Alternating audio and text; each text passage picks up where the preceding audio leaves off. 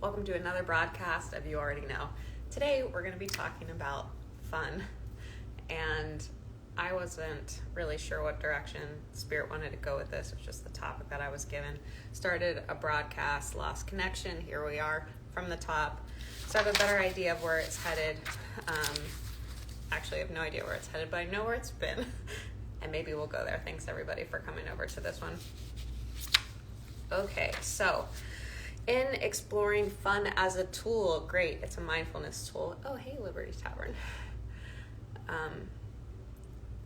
Mindfulness tools, to me, are practices of awareness that allow for you to loosen the grip of ideas that don't serve you. So whenever I'm saying, like, I can get you mindfulness tools, what I'm saying is basically, like, I can help you free yourself from your own mind. Mindfulness tools basically call you to what's happening interiorly in a way that reminds you, like, I could make a different choice here. This might not be what I think it is. I can breathe. Mindfulness gives you just a little space between you and, like, your inner monkey. And fun, actually, okay, I used to fangirl Tony Robbins, and in 2015, 2016, his programs, his material, they were life-changing to me. They really opened some doors and moved things around, and I haven't looked at his work in a very long time, but I'm forever grateful for what he did, because that was all really helpful to me. And one thing, there was some relationship program that he had, and it was like what he would recommend to couples that were fighting in a pattern that was continuous, like a topic that recurred, was like one of them takes off their shirt and throws it at the other to interrupt the pattern. And fun can do that for you. And patterns, okay, let's talk about patterns for a second. Patterns, to me, habits, are ways of interpreting life. How you interpret what's happening includes what you think can be done. It also includes an idea of yourself. Based on that interpretation, you act. How you act, why you act, what you do creates some kind of experience, consequence, or result. And then that's your life. So your life flows from your patterns of interpretation. Your patterns of interpretation are learned. You learn them by watching the adults around you. You learn them through deriving what must be because of these other things. And you learn them by people telling you what stuff is. Sometimes you can have really helpful patterns. If you feel stuck or there's lack or conflict in your life, you're probably in a pattern that doesn't work so well. Doesn't make it bad or wrong. It just, you might prefer a different experience. And I make that distinction because if you start to make what was or what is bad or wrong, you're perpetuating the experience that you hope to eradicate and fixing it, which is making yourself feel bad. So why would you make yourself feel bad about making yourself feel bad? Doesn't that seem counterproductive? So fun is a way to, it's a mindfulness tool, to interrupt what might be happening patternically. Here's an example. You might notice that you're analyzing some kind of dynamic, and your background thinking about something, and maybe you're looking in the past, or maybe you're anticipating a conversation, or you just notice that you're distracted from the moment. You're not the whole way here, you're other places. Sometimes when you start to do the awareness work, when you start to get hip to change, you may be tempted to think about these things. Think about why you're thinking these things. Like, you've got the thinking, and then you have the thinking about the thinking. And somewhere in this layer, you presume that this will solve this layer. But just like I was saying, it's kind of funny. It's more of the same. So you are distracted from the moment and not present because of thoughts. And then you think about being distracted in the moment because of thoughts.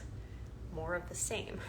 And that's why the body and different ways to interrupt your regular thinking patterns are helpful in breaking them. Because, see, it's just the same template, copy and pasted. Being critical about being critical. Being angry about being angry. It seems like your mind thinks that that latter layer will solve the problem, but it is the problem. So fun is a way to stop feeding that pattern. You can also think about patterns like, I like to think about them as roller coasters or trains. You're just chilling at the station. Here it comes. Here comes the thing, the bait, the thought about the thought. You can get on. You can climb up in there or strap your little ass down and go for the ride, or you don't have to. Why we sometimes get on the ride even though we know better is because we don't know what to do instead. There's a void, a vacuum. Nature abhors a vacuum. That's why I suggest to clients to prescribe, come up with in advance what you will do in certain circumstances that are new, so that at that moment you don't have to generate an idea. Likely you won't be able to, because your body's somewhat uncomfortable being somewhere new, and unless you're in a high state, it'll be hard for you to feel safe enough to do something with it. So right now, think about what you want to do next time you notice there's a thought or a pattern that's coming by to scoop you. Do you want to stop, drop, and give you 10 breaths? Do you want to I keep a folder, I keep several albums on my phone and in Pinterest of things that are like pleasing and inspiring to me to scroll through. Do you want to have a word that you chant, a picture you recall? Like, what are you gonna do instead of what you were doing? It's also sometimes difficult to skip the pattern because somewhere inside of you, you think that to fix it, you should think about it more. In those instances, again, like I'll say like, okay, sure. Is that working? If it's worked, continue. If it's not, don't. When you allow some space, then you can change how you're interpreting things. You interpret differently based on your state. If you're agitated and somebody was making you feel some type of way earlier in the day, and you approach something, your perception is influenced, your interpretation is influenced by that. If you've been lied to in the past, the way that you interpret and respond to the present is likely influenced by that in a way that probably doesn't help you out. So, fun is a way to get in there, break it up a little bit, make it a little lighter so that you can step back from the pattern, have the awareness. They don't need to get on the roller coaster. You don't need to get on the train. Ways to make it fun. So my personal one is really just to let it be what it is, because it's pretty funny when you think about it. It's like, isn't this funny? I have an idea that's running my life. Isn't this funny? I seem to think that the only way I'll be happy is if I figure this out. Isn't it kind of funny that I'm still thinking about this? Isn't it kind of funny that, I don't have, or what, life's funny, man. Like, if it's you and you're up in it, it's sometimes like, well, it hurts, but isn't it kind of funny? Like, and I say that, like, if you've been around my work for some time, like, I'm not saying that having not had very challenging experiences. Another way that it could be funny is if you actually try to make it funny by cartoonizing it somewhat. So let's say let's see. No, it doesn't feel it. Yeah, it wants to do that. Okay. So one way you could do that is let's say that you're afraid people are judging you and you're thinking about it, or you notice that it's interrupting how you would respond naturally. What you could do is in movies where they'll have the little side shoots, the daydreams side shoots, like The Secret Life of Walter Mitty or something like that. They start to see, maybe you come out and you do some pirouettes, make it funny, imagine the image until you can make it funny. Any other ways to use it? Oh, I actually do, and this is, if you're on my Intergalactic Hotline channel, you'll know this will make sense to you, but man, I will scrape the bottom of the Pinterest barrel for Marvel memes. Or I'll look at the ones I have saved. Like, I will find something that makes me laugh. And sometimes I'll be in a state where it's like, nothing's funny. I can't get it. But you'll encounter something, and even if you just ask. The new series I'm doing, Don't Give Up, is really interesting to me from the standpoint of, like, Spirit is talking about faith in a different way than I've talked about it before.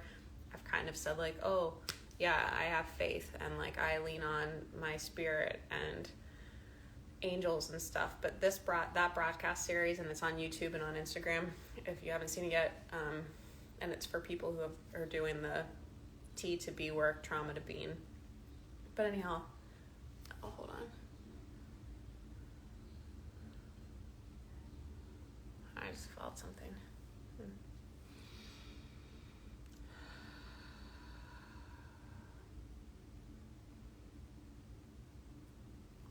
Interesting. Okay, so in allowing your spirit to help, you basically say, like, hey, I'm feeling really, like, heavy today. Hey, I'm feeling really confused. I'm feeling like I don't know which way to go, or I'm feeling like blah. Ask for a different state. Allow yourself to invite, spiritual assistance. Hey, I can't find a way out of this maze. Can you help me feel better? Give the request. Let it go. Come back to your hands and what you're doing. So similarly with the funny thing, it's like, I'd like to have a really funny day today. Like a beautiful, divine, graceful, imperfect, healthy, helpful ways, funny day. Here you go. And then allow it in. Anything else today? Yes. What else? I drew this. And this is to be a model for you to think about self-love. When you have, like, let's see, what's I want to say here. When you think about yourself more objectively, sometimes it's easier to find out what to do for the thing. So separate you and look at you and say, like, okay, let's see, what you been going through recently? Well, this person came into your life, this thing changed, you have questions here, you don't have that, you have this. Like, let yourself see what's there, like how you've been feeling, you've been sleeping, like, look at you, and then say, like, okay, what do I need to do to take care of this? Like, look at you from how do you care for it. So self-love to me is allowing what is good for you to be good for everyone. And that equation doesn't always make sense at first, because it's like, I know, but they're going to be sad or mad, or it's going to make them feel bad. Okay. We're all inspiring each other to grow. And sometimes we do that in ways that's like, I love you so much. Mwah, come on. And sometimes we do that in ways that's like, I love me so much. I gotta go. When you start to take care of yourself, then you can afford that respect to other people. So when you look at you and you say, hey, in this world, with this circle that's not the right color for this setup, in this world, I need these things in here to feel good. I need these other things out of here to feel good. And sometimes you don't. The only control that you have over your circle is how you think about your circle, how you interpret what's in there. And then you can allow others the same freedom where they get to decide what's right for them. You don't need to. That goes back, did I say it in this one? I said it in this one. I think I said it in this one. I had a message earlier that was coming through that was like, hey, somebody out there, you're reaching or creeping your awareness into other people. Like, if you've seen the new Deadpool movie, one of the characters can, like, reach inside other people's heads with their hands, and, like, she sees their thoughts. somebody out there is trying to do that, and this message for you is like, hey, it's cute. I know you got a good idea behind it, but it's not making you feel good, and they don't like it either. I did pray before we got started today that I would be a vessel, so it's that message for me too.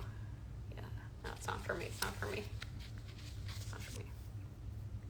Okay, and that's to say, like, when you're here and you're able to generate your good feelings, you're not looking to anybody else to do it or to stop doing anything else. So you know, like, this is your factory, and the maintenance of it isn't service of all, because when you feel good, you see better and you can respond in a higher way, which helps everybody out. And also, like, I had a woman I was babysitting for a couple years ago, and she reached out and asked me to do it, and I was like, okay, yeah, like, I really like her kid, like, I could do that. And then I was like, actually, so I said yes, and then I realized, with the things I'm trying to grow business-wise and I was like, I don't really actually have the bandwidth to do that. So I messaged her and just told her, hey, I'm sorry, I'm not going to be able to do that after all. And she's like, oh, I hope everything's okay. And I was like, yeah, I need to put, I need that bandwidth for other things I have going on. She's like, wow, yeah, thank you, good reminder. When you say no to someone, sometimes you give them permission to say no as well. And when you can only ever really say yes to something if you're saying no to other things. And if you're not able to make those distinctions, like when to say yes, when to say no, sometimes it's helpful, like, work with somebody, like, call me and you can put it all out on the table and see, like, I really want this thing. And because I really want that, I am willing to say no over here. But if you're not sure what saying no means yes to, like, you can waste all kinds of time. You're saying, because you're not saying no to a potential romantic partner, you're not really able to say yes to a different one. You see what I'm saying? Like, there are trade-offs, and clarity can help you allow that and work with it. Anything else today? No, that's it. Okay. If you're watching on YouTube, these are filmed on Instagram. If you're watching on Instagram, these are on YouTube. Please let me know what's helpful. I really like messages about what resonates, or if you have questions, please put them in the comments. I'll do my best. I do work with clients one-to-one. That experience is unique for each person. If it's a longer term engagement, or even if it's a shorter term, I'll reach out in advance, like, hey, what are you thinking? And then I'll prepare for our time together before we even sit down. While I do have this, I've been saying this at the end of all my podcasts, like, while I do have this set of, this personal experience for my own healing and working with people, and I have a method and a system of working with someone, nobody's going down the same path, and I'm not trying to take anybody down Shaylee's path. In fact, I wouldn't. It's cute, and it's been somewhat fun, but, I really want everyone to do their own thing, so, support them in that, which means that the support that I'm offering, the guidance that I'm providing, is only ever just take somebody to the part of them that knows who they are and what they want, so they can walk their own path uniquely. Anything else today? Yes, I have. It comes to me, again, to say be still. In the last Don't Give Up broadcast, I talked a little bit more about what that means. It goes back to sort of like the pattern interruption. When you have a mental pattern, it's kind of like a pathway in the woods. Every time you walk it, it gets more worn. And before you know it, something that was nothing looks like it's a thing. So there wouldn't be a path there, except there's a path there, like it's been walked into a path. So we have these different patterns of thinking, interpretation, that are just paths. They seem like they're the thing because they've been the thing, but they're only the thing because they've been the thing. See what I'm saying?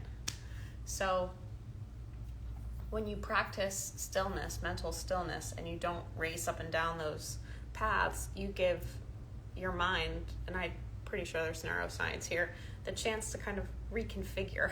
So that path might grow over some and a new one might open up. And then you can go somewhere else and not just the same loop. Anything else? No? Yes. Something else. What? Be grateful.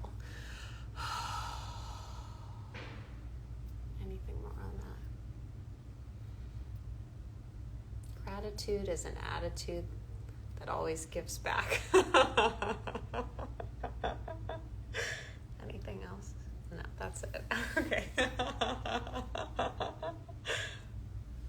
All right, everybody have an awesome day. Thank you so much for coming out. I'll see you soon.